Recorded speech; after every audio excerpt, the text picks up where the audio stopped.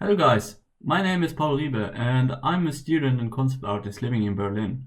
I'm currently working on a personal project, and for this image I wanted to show my process and break it down into several parts.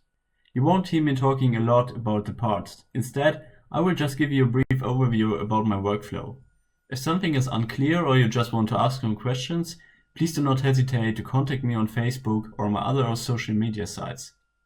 Okay, here are the things I'm going to cover in this video. The first part I'm going to talk about are the tools I use. After that, you can see me preparing sketches and research material before I head on to the 3D part. In the end, I will talk about finishing my image and also what's important for me to get to the point where I can say that the illustration or concept is finished. Okay, let's go. I think this part really depends on personal preference. However, the basic tools I use on a daily basis are Photoshop, Modo, and PureRef. With PureRef, I get a simple way to view and organize my reference images. Modo is for the 3D part, and of course Photoshop for photo bashing and painting. There are many other tools I use from time to time, but this really depends on subject matter. Reference. I decided to divide this into two parts: personal reference, and by that I mean sketches, illustrations and storyboards that I did before, and image reference. First of all, I gather my previous made sketches and research files into one folder and try to find out what my settings should be for the next image. Since my story takes place on an island, I can use the 2D map that I created before to mark in points about what I want to explore next. The second part for my research is gathering more data from other websites. For this image, I mostly used textures from environmenttextures.com. They offer a big variety of different categories, high-res images with really good quality, and compared to other sources, I think it's affordable. And I also used 3DSK, and they have a huge library of all kind of anatomy references, so young age, old age, and also a lot of expressions and scan data, which are cool to use later on if you want to get much more realistic results at the end. Okay, the sketching part I think is pretty obvious. First, I try to sketch down my idea really rough. I just take some seconds for the sketch so I get down as many ideas as possible. Then I head on to simple value sketches, where I focus more on compositions and the focus area.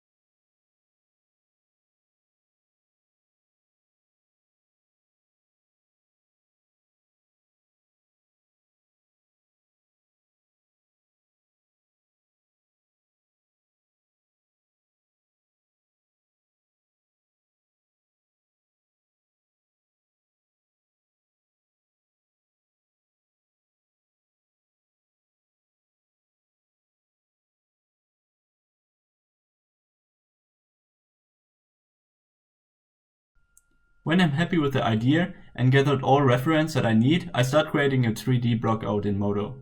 You can see that I created foreground and background separately. That's just because the background was so heavy since I used a lot of replicators in Modo.